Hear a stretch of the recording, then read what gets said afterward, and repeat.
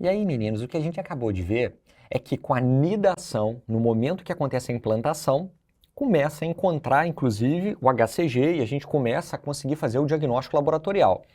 Mas existem alguns detalhes em relação aos exames que a gente vai conversar aqui. Inclusive, quando a gente fala de HCG, tem duas frações, tem a alfa, tem a beta. Você vai entender, se você ainda não entendeu por que que a gente pede o beta como fração ali mais específica, tá? Existem alguns sinais que são de suspeita ali, possibilidade de gravidez, outros no achado físico são mais prováveis de ser gravidez e outros já te dão até a certeza, sim, clinicamente, de palpar, às vezes você já vai identificar que é uma gravidez. E a gente vai aproveitar e vai falar um pouquinho também sobre a parte ultrassonográfica. Não é o objetivo aqui a gente discutir detalhes da ultrassonografia ainda, tá?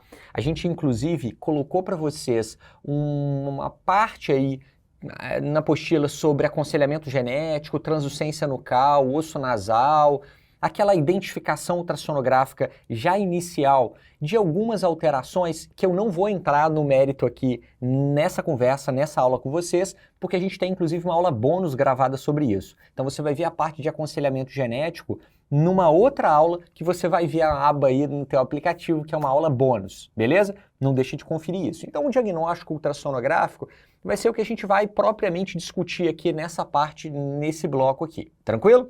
Falando da parte laboratorial, pode ser através de um exame de urina, pode ser através de um exame de sangue. Como é que isso funciona? A ideia é tentar identificar o HCG. Okay? O HCG ele é produzido ali pelo sincício trofoblasto.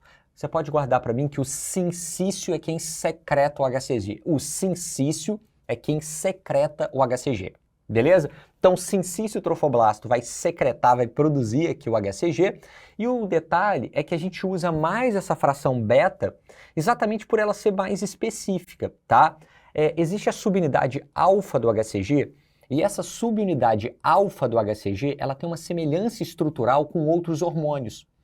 Por exemplo, TSH, por exemplo, FSH.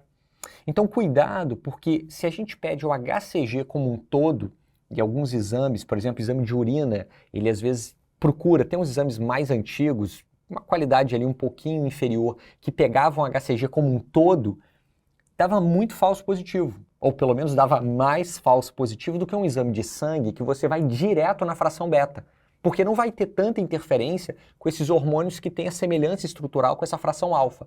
A beta, ela é mais específica. Às vezes eles perguntam para vocês dentro de quanto tempo, e aí tem uma margem, tá? Em torno de 8 a 11, 10 dias da concepção, a gente consegue já detectar laboratorialmente, tá? A presença da fração beta ali, mas eles gostam também de perguntar em que momento eu tenho esse pico. Então perceba que vai dobrando a cada 2 a 3 dias como uma prova da atividade trofoblástica, e isso a gente vai lembrar de novo na aula de gravidez ectópica. Perceba que sempre que possível, eu vou tentar pegar uma aula que tem alguma informação também que a gente vai utilizar mais adiante e já vou trazer para essa aula também. Você vai ouvir em 2 aulas informações importantes que, enfim, vão ajudar ali a complementar e te fazer, inclusive, entender por que, Vinícius, que você está me explicando sobre esse negócio, esses detalhes do beta-HCG. Eu não tem que saber só que está positivo ou negativo. Não. Você precisa saber um pouquinho a mais. Por quê? Na aula de gravidez ectópica, eu vou falar com vocês que quando a gente estava na dúvida antigamente, com menos ultrassonografia disponível, enfim, a gente fazia essa titulação de beta-HCG. Isso ainda é usado, tá? Não quer dizer que isso foi abandonado, não. Mas a gente fazia essa titulação de beta-HCG a cada 48 horas. Por quê? Porque se eu estou na dúvida se é uma gravidez ectópica que ainda não apareceu, fiz ultrassom, não achei nada dentro do útero, também ela tem um atraso pequeno, então pode ser só uma gravidez inicial, incipiente, que ainda não apareceu. A gente já vai chegar lá nisso. Tem um período certo para pedir ultrassom. E aí, como é que eu faço para ver se está evoluindo tudo bem ou será que realmente não implantou dentro do útero? Ou se implantou dentro do útero, mas tem uma chance maior de abortamento? A gente fazia essa titulação de beta-HCG. Se a gravidez está bem implantada dentro da cavidade uterina, esse beta vai dobrando a cada 48 horas, tá? Na parte de gravidez ectópica, eu vou te falar duplicar a cada 48 horas ou aumentar pelo menos 66%, porque tem na literatura também essa marca, tá? Mas enfim, se tiver ali dobrando para facilitar a cada 48 horas, é um sinal de uma gravidez viável intrauterina. Não dobrou a cada 48 horas? Calma, pode ser uma ectópica, pode ser um indício ali de um abortamento, tá? Que não está evoluindo. Por quê? Porque o beta-HCG, além de diagnosticar a gravidez, ele é marcador dessa atividade trofoblástica e ele me ajuda a ter a noção se está tudo evoluindo bem, tá bom? E aí, como eu te falei, tem esse pico em torno de 8 a 10 semanas, é o que a maior parte da literatura concorda, tá bom? Existem umas pequenas divergências, principalmente na parte de obstetrícia, e você vai ver que eu não vou ficar reforçando muito divergência, porque senão você vai ficar doido. E aí eu te perco aqui na aula, né, menino? Claro que todo mundo começar a falar e tentar entender divergência vai ficar doido. Você vai ver que no material a gente botou para vocês ali em apêndice as divergências principais. Na aula, eu vou te mostrar o que mais cai. Quando tem divergência, você vai ver que eu vou priorizar aquilo que disparada é a informação que tem que guardar. É a principal, é aquela que norteia a maior parte das questões. Quando tiver alguma coisa muito importante, às vezes aqui na aula mesmo eu já vou dizer, olha, mas cuidado em prova tal. Existem umas pequenas diferenças, por exemplo, na prova da USP São Paulo, USP Capital. E aí eu vou te dizer quando isso acontecer, tá? Mas aqui, por exemplo, 8, 10 semanas, pega a maioria. Tudo bem? É só para você entender, já que a gente está se conhecendo aqui, aonde que entra, o que é esse negócio de divergência que você vai ver no apêndice do material. Mas é isso. Existem pequenas diferenças, às vezes de escolas, de livros, mas o que for mais importante, a gente destaca junto. Combinado? Vamos lá. E quando a gente está falando de diagnóstico clínico, o diagnóstico clínico ele passa por sinais e sintomas de presunção. Vinícius, o que é presunção? Presunção é uma possibilidade, algo que te lembra. Pode ser, mas não quer dizer que é certeza, claro que não. Até porque são sinais e sintomas percebidos pela mãe. Não quer dizer que a gente não valoriza o que a paciente fala, claro que não, não é isso. Mas é porque, na verdade, ela é o leigo da história, a gente que tem que pegar a suspeita clínica e confirmar. Então, quando a gente fala de sinais e sintomas, tá, de presunção, eles lembram, pode ser, é possível, são chamados também de sinais de possibilidade. Agora, sinais de probabilidade é mais provável, é mais próximo de ser real, tá? Então, presunção lembra, possibilidade pode ser, probabilidade é mais provável, tá? Então a gente vai ver que são algumas alterações do útero, da vagina, da vulva. Eu gosto de chamar essas alterações de probabilidade para você entender, já que são alterações do útero, da vagina e da vulva, são sinais, sintomas ali achados do ninho que envolvem a criança. Você pode guardar até de outra forma. Quando é modificação uterina, vaginal e vulvar, até fisicamente estão mais próximas da criança, então aumenta a probabilidade de ser uma alteração causada pela gravidez, tá bom? Então por isso, são alterações mais próximas. Então essas alterações uterinas, vaginais e vulvares, mesmo sem entrar ainda no mérito do epônimo, calma, tudo que falar de útero, vagina e vulva, você vai botar como probabilidade, tá bom? Só que tem outros achados que mostram para mim uma certeza. E clinicamente, eu não estou falando de ultrassom, hein? Estou falando primeiro de achado clínico. Clinicamente, a chance de você ter certeza de que essa mulher está grávida é se você sentir ou se você ouvir essa criança. Então, se você perceber o feto, perceber parte fetal, perceber movimentação fetal, você percebeu a criança? Você médico, já estou te adiantando, você médico, percebeu ali a presença da criança? Beleza, você não vai ter dúvida, tem uma criança. Ou se você auscultar, e a gente vai chegar daqui a pouquinho no mérito quando que ausculta com sonar, quando que ausculta com penar. Ok, até com penar dá certo, mas tem a idade gestacional certa. Sentiu, auscultou, a gente de forma clínica mesmo já vai conseguir ter certeza aqui. Mas vamos começar primeiro com a presunção, vamos começar com a possibilidade, aquilo que te lembra. Gente, sem decorar. Não, olha só. Estamos conversando aqui. O que pode aparecer ali numa questão que fala assim, será que ela está grávida? Por exemplo, paciente que tem náuseas matinais, você sabe disso. Se uma colega tua, se uma paciente começar a falar, qualquer pessoa na rua virar e falar assim, nossa, tô com enjoo, todo dia de manhã eu tô com enjoo, todo dia de manhã eu tô com enjoo, todo dia de manhã eu tô com enjoo. Eu falar, acho que não tá só com enjoo não, acho que você tá com menino. Por quê? Porque é uma suspeita. Ah, mas é certeza? Não, pode ser uma gastroenterite, pode ser uma gastrite, mas é uma suspeita. Se a mãe acha que está sentindo o neném mexer, tá vendo? Por isso que eu botei, para certeza, percebido pelo médico. Se a mãe perceber, é presunção. Eu tenho que confirmar. Cuidado que isso aqui talvez seja a única pegadinha dessa parte inicial de diagnóstico de gravidez, tá? Então, percebido pela mãe é possibilidade, porque é queixa materna. Percebido pelo médico, pelo assistente ou pela enfermeira que estiver fazendo o pré-natal, aí, beleza, vai entrar ali com certeza, tá? Sonolência, fadiga, alterações aqui, tá? Relacionadas a essa adaptação hormonal que a gente vai falar daqui a pouquinho. A própria polaciúria, ela também pode ser um sinal de presunção. Existem algumas adaptações que acontecem no início da gravidez que aumentam, tá, a diurese, e existem algumas no final da gravidez, dando um spoilerzinho já, por exemplo, paciente já no terceiro trimestre, pega lá a paciente com 39, 40 semanas que a criança já encaixou. Ela já está forçando a bexiga. Vai aumentar mais ainda a vontade de fazer xixi toda hora. Então, isso é um achado, mas quer certeza? Não, uma polaciúria pode ser infecção urinária, não pode? Uma polaciúria pode ser um diabetes descompensado. Tá vendo? Lembra, o paciente fala, tô com enjoo, ai, eu tô com sono, nossa, tô com uma lombeira que eu não tava antes. Ok, sinal de presunção. Mas claro, um atraso menstrual vai aumentar mais ainda a suspeita. É certeza? Não, meninos, a gente viu na nossa primeira apostila de gineco quantidade de diagnóstico diferencial dentro de amenorreia. Ok, é o principal diagnóstico diferencial numa amenorreia secundária, pensar em gravidez? É, mas eu tenho que excluir outras coisas, então uma possibilidade. Por que a gente botou para vocês aqui 10 a 14 dias?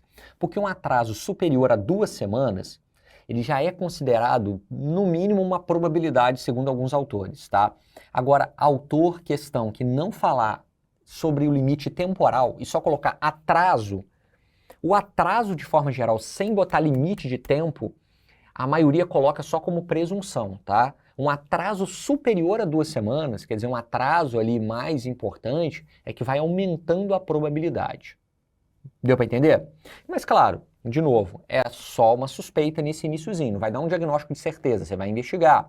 Existem algumas alterações cutâneas, e aí tem, por exemplo, estria, e aí alguns chamam de estrias gravídicas, mas não é nada específico de gravidez, é uma possibilidade. Por quê? Por causa da alteração relacionada à exposição hormonal, que é uma cachoeira de hormônio agora nessa paciente. Próprio cloasma, o melasma, que também alguns chamam de melasma, cloasma gravídico, mas não é nada específico aqui, ó. São essas manchas que vão aparecer, por exemplo, na região zigomática. Isso aqui, meninos, é inclusive uma prova de que a assistência pré-natal deixou passar aqui um negócio importante que é filtro solar, hein? Tá? Protetor solar. Então, toda vez que a gente pegar uma paciente, seja na gineco, para discutir anticoncepção, seja na obstetrícia, para discutir assistência pré-natal, pelo amor de Deus, você tem que lembrar de reforçar o uso de filtro, o uso de protetor solar, tá? Eu, para ser sincero, de vez em quando dou uns mole nisso aí minha mulher me dá umas broncas, puxa minha orelha porque eu fico todo vermelho. Mas aqui tem um grande problema ainda de ter a mancha, e que depois, quem tem essas manchinhas, esse cloasma aí, sabe como é que isso é chato depois para tirar, demora. Então, prevenção é muito melhor, né? Então, tem que reforçar na assistência pré-natal, mais uma vez, o uso de filtro, o uso de protetor solar. E pelo menos 2 vezes por dia, né? Passou de manhã, depois do almoço tem que passar de novo. Isso é o mínimo aqui para evitar, enfim, essa exposição. E até uma curiosidade, por que dá mais nessa região aqui, ó, e nessa região aqui? Ah, você não viu, né? Tu tava mexendo com um cachorro, com um gato, com um periquito aí, olha para mim. Eu falei o seguinte, por que dá mais aqui, ó, e aqui? Porque às vezes é onde a gente passa a mão e tira, mesmo quem passou o filtro, por conta do suor, do calor. Então, onde você tirou, vai ficar ali essa área mais exposta, né? Então, maior risco de melasma. Mas, enfim, não é algo específico. A linha negra, escurecimento da linha ali abdominal, alteração mamária, e muito cuidado. Tem gente que guarda assim, alteração de probabilidade é achado ginecológico. Não. Porque, assim, na verdade, a alteração mamária é um achado ginecológico, mas a alteração mamária está longe do menino. Guarda a história do ninho. Guarda que quanto mais fisicamente estiver perto da criança, aquele achado é mais provável. O útero, vagina e vulva. A mama está longe. Então, mama é só presunção ainda.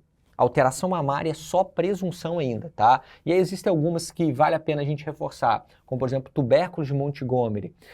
São glândulas mamárias aqui que vão hipertrofiar.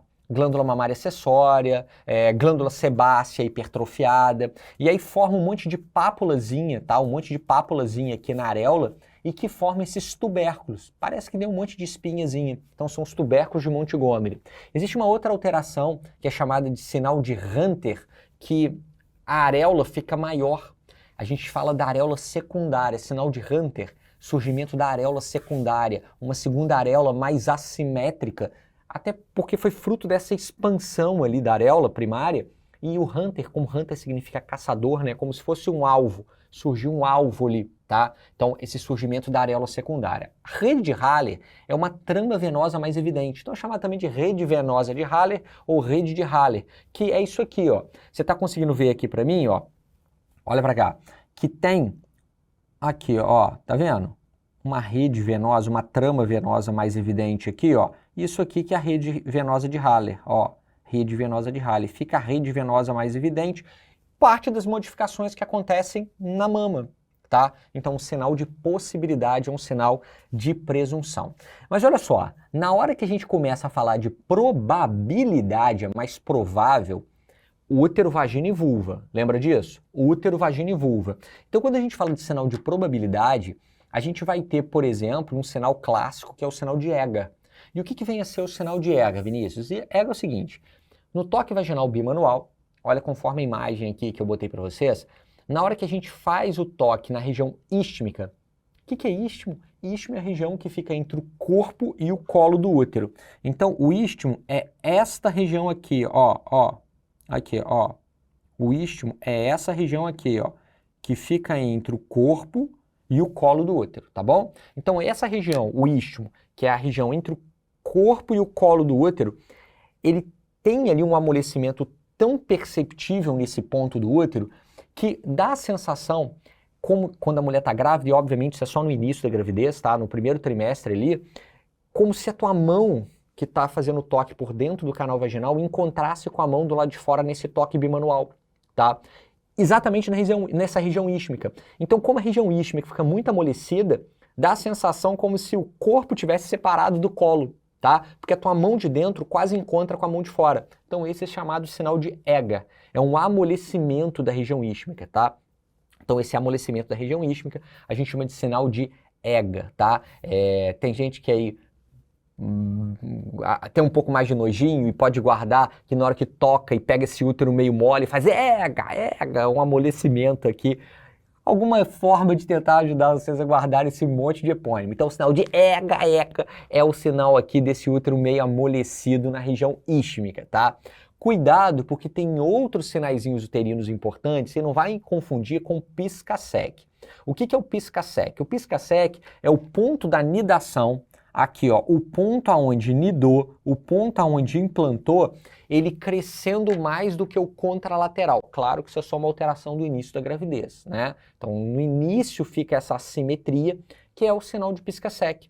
Essa assimetria no corpo uterino, essa assimetria no ponto da nidação. E aí também uma forma que eu posso tentar ajudá-los a guardar esse epônimo, e cai o epônimo, é que o sinal de pisca-seque é o útero piscando para você. O pisca-seque, o útero piscou para você, ele fica meio assimétrico assim. Não acelera o vídeo e não pausa não, calma. Já vai parar esses epônimos, mas eu preciso que você guarde. Então, às vezes, nem que seja de raiva, tu guarda e fala, nossa, que bobagem que o Vinícius falou, pisca-seque, útero piscar. Mas, às vezes, de raiva tu guarda. E esse é meu objetivo, tentar de alguma forma te ajudar a guardar, porque eu sei que sentar e decorar epônimo fica insuportável. Então, EGA do nojinho, assim, o útero meio amolecido, o pisca-seque, o útero piscou para você. E eu tenho mais um epônimo que eu queria que você guardasse, que é o sinal de Nobile Boudin. O que é o Nobile Boudin? É o útero que ele muda de uma forma de pera piriforme, mais triangular, para uma forma mais globosa. Então, Nobile Boudin fica esse útero mais gordinho aqui do meu lado, que é o preenchimento do fundo de saco. Na hora que a gente vai fazer o toque vaginal, o preenchimento do fundo de saco não deixa meu dedo avançar. Meu dedo não consegue avançar no fundo de saco vaginal, então surge o sinal de Nobile Boudin. O útero gordinho, esse útero mais globoso da gravidez, dificulta a subida ali, tá? Então, Nobile Budan, eu toquei a bundinha, Nobile Budinha ali, toquei a bundinha da criança. Nobile Budan, Nobile Budinha, é a bundinha da criança, que é o útero mais gordinho, tá bom? Agora, de novo, tem vários outros achados e tudo que falar de vulva, vagina ou útero vai entrar como probabilidade. Eu vou listar mais esses três, porque a ideia não é esgotar todos os epônimos, tá? Você vai ver sinal de Osiander, que é pulsação no toque vaginal, você vai sentir artéria vaginal, mas eu não quero esgotar todos, eu quero mostrar para vocês aqui nesse bate-papo o que mais cai. Porque senão eu vou simplesmente passar o que está no material, não é isso. O material vai complementar a nossa conversa, que vai pegar aqui os 95% da tua prova, tá? E aí, esses sinais também, eu queria que junto com, lembra que não se perde nisso não, o que a gente já falou? Do EGA, o útero molengo, do pisca-sec, o útero que piscou, a simetria no ponto de inidação, Nobile Budan, Nobile Budinho, o útero ali, ó, mais gordinho, Nobile Budinho, a bundinha ali da criança mais gordinha ali, e com esses três aqui, e a gente tem os principais de probabilidade para guardar. Jacquemie, chamado também de Chadwick, Jacquemie é a parte do meato, a parte de fora, tá? Vulva, meato uretral ali, mais arroxeados, tá? Cluj é a vagina, a vagina que tá roxa. Mesma alteração, mas veja que um deu nome para a parte de fora, um deu nome para a parte de dentro. E a regra de Goodell, essa a gente usa demais. O que é a regra de Goodell? O sinal de Goodell? É o colo que tem uma consistência amolecida. Lembra que eu te falei que o istmo fica amolecido? No Goodell, agora é o colo que eu estou vendo amolecido.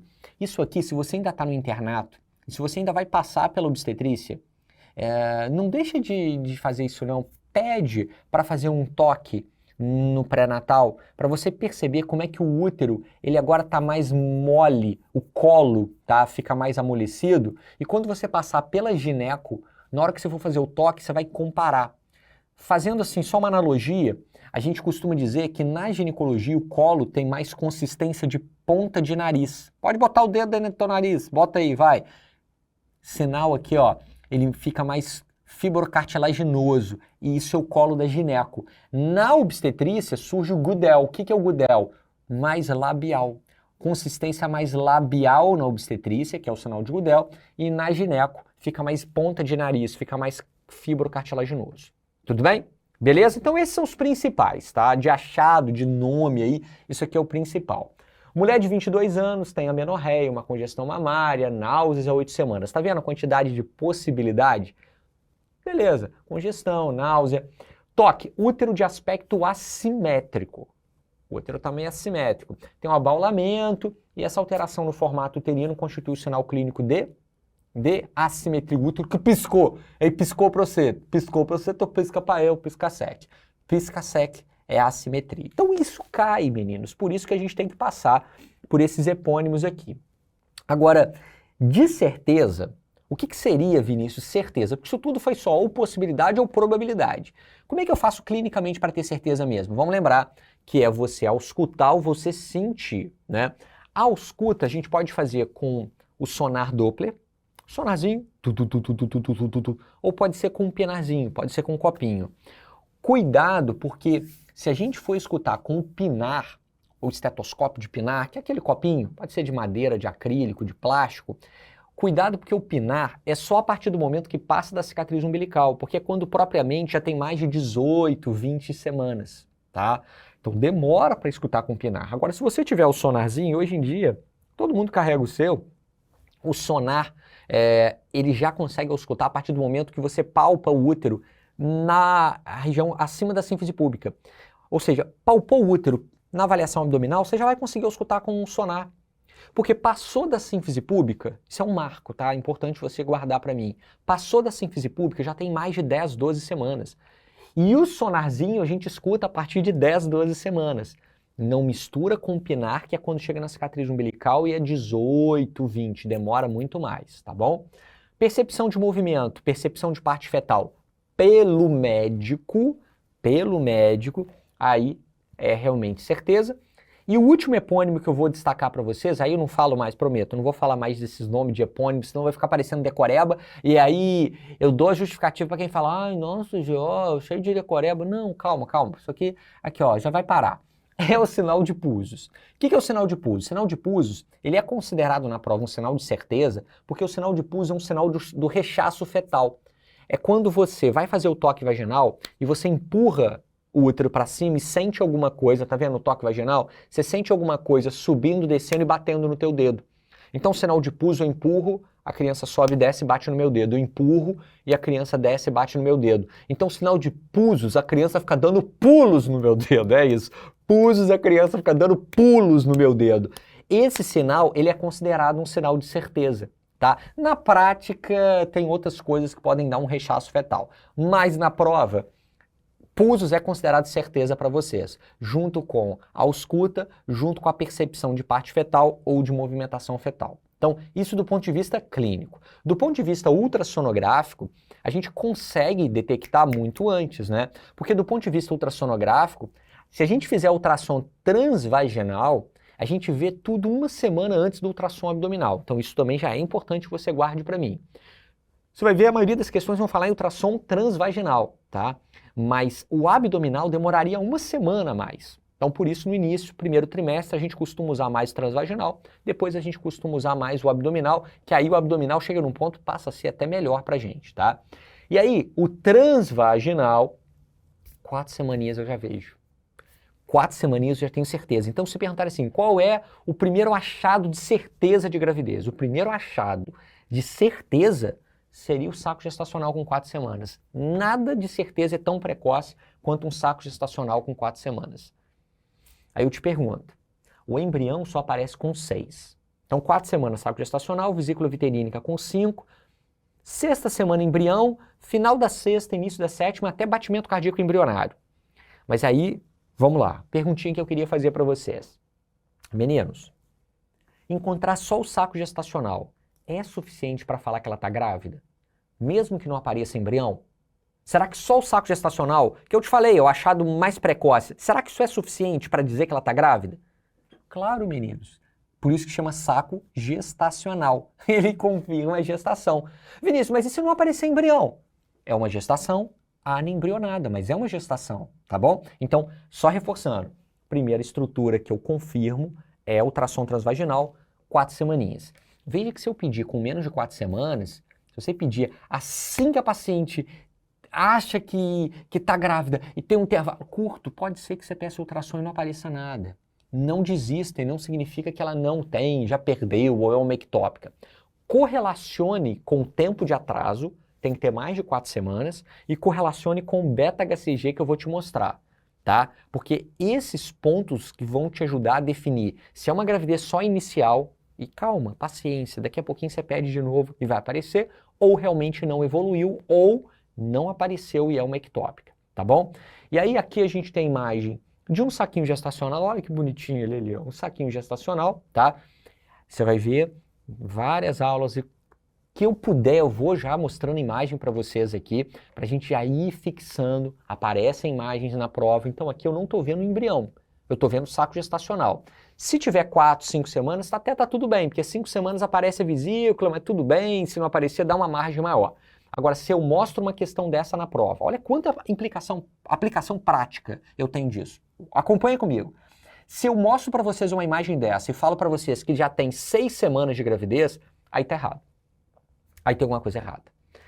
Olha só, vou repetir. Se eu mostro essa imagem e falo que já tem 6 semanas de gravidez, 6 semanas tem o saco gestacional, tudo bem, mas cadê o embrião? Tem nem a vesícula vitelínica. Eu falaria que é uma anembrionada. Não desenvolveu embrião, tá? Dá uma margem sempre de 2 semanas, tá? Dá uma margem sempre de 2 semanas. Então, se a gente pega e fala que essa paciente aqui deveria ter, por exemplo, está com 6 semanas, se tivesse um embriãozinho, tá? Ali está a vesícula vitelínica com 5, por exemplo.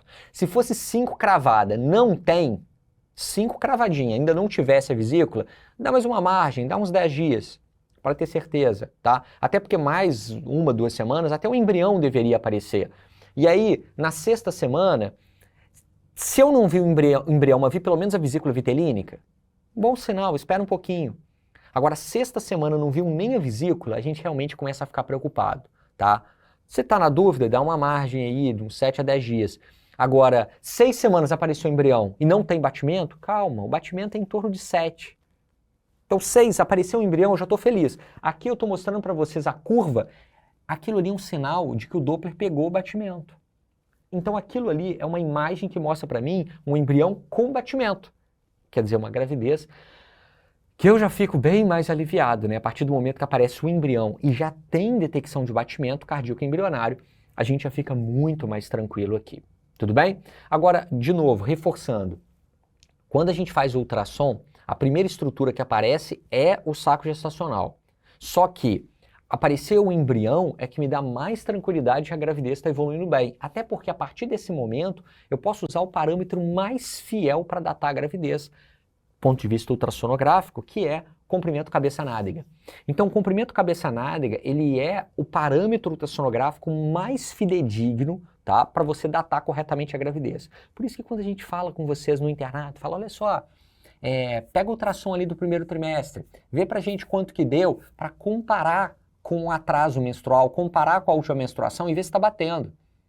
E aí, na verdade, a gente quer o primeiro ultrassom a partir do momento que apareceu o embrião, tá? Então, cuidado com isso. Eu não quero idade gestacional medida só pelo saco gestacional. Não. Eu quero o primeiro ultrassom a partir do momento que apareceu o embrião. Então, é o primeiro ultrassom lá do primeiro trimestre, mas que já tenha pelo menos mais de 6 semanas. Então, esse ultrassom entre 6 a 12, 6 a 14 semanas, ele me permite medir o CCN. Ah, Vinícius, eu ouvi falar de CCN. É isso, comprimento cabeça-nádega. Só que a gente fala no dia a dia o CCN, comprimento cabeça-nádega. Esse CCN de 6 a 12, 6 a 14 semanas, ele me dá uma margem de erro de no máximo 5 dias em relação à última menstruação. Tanto que se estiver batendo, isso é uma dúvida recorrente, tá? Que os alunos me perguntam no hospital, então vale a pena também dizer aqui para vocês, se ninguém te explicou, é que se essa ultrassonografia de 6 a 12, 6 a 14 semanas estiver batendo com a última menstruação, com o cálculo pela DUM, tudo bem, pode seguir a DUM. Agora, se essa ultrassonografia estiver dando uma margem superior a 5, 7 dias, vamos botar aí 7 dias, mais de uma semana de diferença em relação à última menstruação, você fica com esse parâmetro, tá? Então, se a diferença der superior a 7 dias, a uma semana, em relação à DUM, fica com esse cálculo aqui. Se estiver batendo, você vai seguir pela DUM mesmo, tá tudo bem. Combinado? Agora, outra forma que a gente tem de avaliar se deveria, meninos, já ter alguém ali. E aí agora eu estou vendo comprimento cabeça-nádega, eu estou vendo o embrião, estou vendo tudo bonitinho ali, é que deveria, na verdade, ter um limite acima de 1.500 para comprovar no beta-HCG que vai aparecer pelo menos o saquinho gestacional. E isso é um ponto de corte muito importante. Então, ó, sinal de alerta. Você já percebeu que eu não sou muito bom em desenhar, mas eu me esforço por vocês, meninos. Ó, vou fazer um olhinho aqui, ó. O olho vivo nisso aqui, porque isso aqui vai aparecer de novo na aula de gravidez ectópica, hein? Vai aparecer de novo na aula de gravidez ectópica, que é a nossa obstetrícia 3, tá? Se eu encontro um beta-HCG acima de 1.500 e a ultrassonografia não tem saco gestacional, beta-HCG acima de 1.500 não tem saco gestacional, forte indício de que é uma ectópica. Existe um ponto de corte, tem uns que usam 1.100, outros 1.800, mas a maioria usa 1.500. Então não vou entrar em divergência porque essa é uma média que consegue resolver suas questões de prova e faz você acertar, que é o que me interessa, tá? Então beta-HCG acima de 1.500 é um ponto de corte que eu vou voltar a falar. Acima disso, não achou saco gestacional, é uma localização desconhecida, é uma ectópica, tá bom? Porque deveria encontrar o saquinho gestacional. A regra de Nagel, Nageli, tem várias formas de dizer. Isso aqui, tudo bem, não é uma aula de pronunciation. Eu quero que você acerte a questão. Você vai somar 7 à última menstruação, ao dia da última menstruação, e você vai somar 9 ou subtrair 3 do mês. Para você também conseguir datar através da data da última menstruação e fazer aquela correlação para ver se está batendo, tá?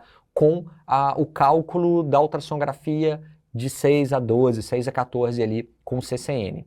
Então, só para ficar claro isso, por exemplo, se a última menstruação foi 9 do 10, somando 7 ao 9, 7 ao dia, vai dar 16, então agora matemática para médicos, né? Não pode levar calculadora, então você lembra aí como é que faz as continhas. E eu posso somar 9, eu posso subtrair 3 no mês.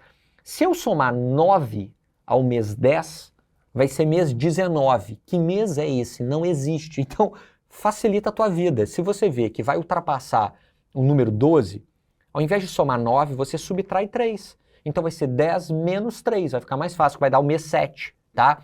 Mais simples. Só cuidado e lembra de virar o ano, pelo amor de Deus, tá? Então cuidado só de virar o ano. Então, tava lá, 9 do 10, beleza. Somei 7 ao dia, 16.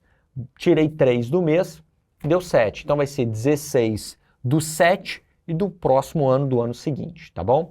Agora, só para apertar um pouquinho mais e ver se você entendeu e ver se você sabe fazer essa conta. Data de menstruação 28 do 10.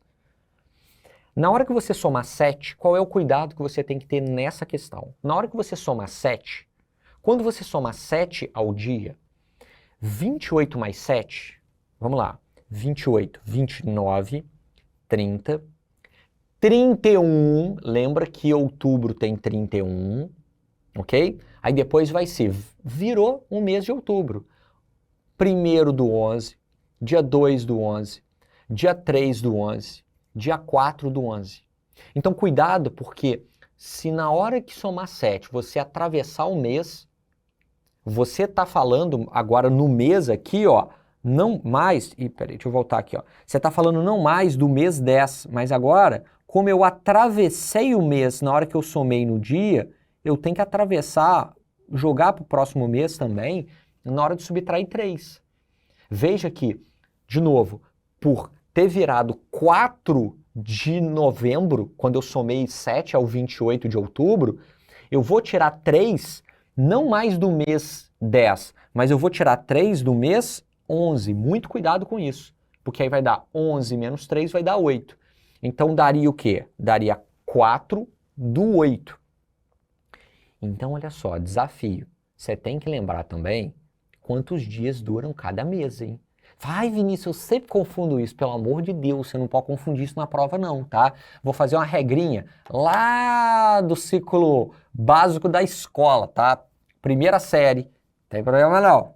Tô zoando não. Mas se não te ensinaram, como é que a gente guarda quantos dias tem cada mês? Regra do ossinho. Tu não conhece essa? Às vezes você conhece uma outra, manda pra mim no Instagram, porque eu só conheço a do ossinho, tá? Então, às vezes te ensinaram uma que seja até melhor. Faz a gentileza, manda pra mim. Mas eu sempre aguardei assim, eu ensino a minha filha assim. Ossinho é 31. Aqui, ó, entre os ossinhos, no vale aqui, é mês 30, ou, se for fevereiro, 28 e 29. Quer ver? Dá certinho, ó. Janeiro, ossinho pra cima, 31. Fevereiro, 28 ou 29. Março, 31. Abril, 30. Maio, 31. Junho, 30. Julho, 31. Aí o que você faz? Volta pra cá. Agosto é 31 também, hein? Ok? Então, ó, descobrindo o calendário. Olha só. É sério, gente, isso é importante. Julho, 31. Agosto, 31. Aí depois vai setembro, outubro, novembro, dezembro. Tá? De verdade, não esquece de conferir quantos dias tem aquele mês, senão a conta obviamente vai dar errado. Beleza? Maravilha? Então olha só, vamos fazer um exercício porque isso cai, isso é importante para vocês. Última menstruação dela, 20 de 12 de 2022, quero saber DPP, data provável do parto. E aí você vai somar 7 ao dia e somar 9 ou subtrair 3 ao mês. Lembra que a gente combinou que toda vez que a gente for fazer exercício aqui, ó, você vai pausar o vídeo, vê a resposta primeiro, faz aí teu cálculo e aí depois você confere comigo, tá? Para você aproveitar a aula, para treinar também, a gente está fazendo junto o exercício. Então você vai somar 7 ao 20, obviamente, 27, tirou 3 do mês 12 ou somou 9 ali, vai dar 9. Por favor, cuidado, toma cuidado para virar o ano, tá? E se me pedirem, Vinícius, para calcular a idade gestacional no momento da consulta? Mais simples ainda. Se te pedir para calcular a idade gestacional no momento da consulta, você vai ver quantos dias passaram e vai dividir aquilo tudo por 7. Da última menstruação até aquele momento, até aquela consulta, você vai ver quantos dias passaram divide por 7 e você vai ter ali em semanas. Lembra de dividir por 7 porque eu não quero em dias, eu quero em semanas. Beleza? Então com isso, hora de fazer uma pausa, toma um café, come um gostoso, que a gente volta falando sobre as modificações, adaptações do organismo à Terra.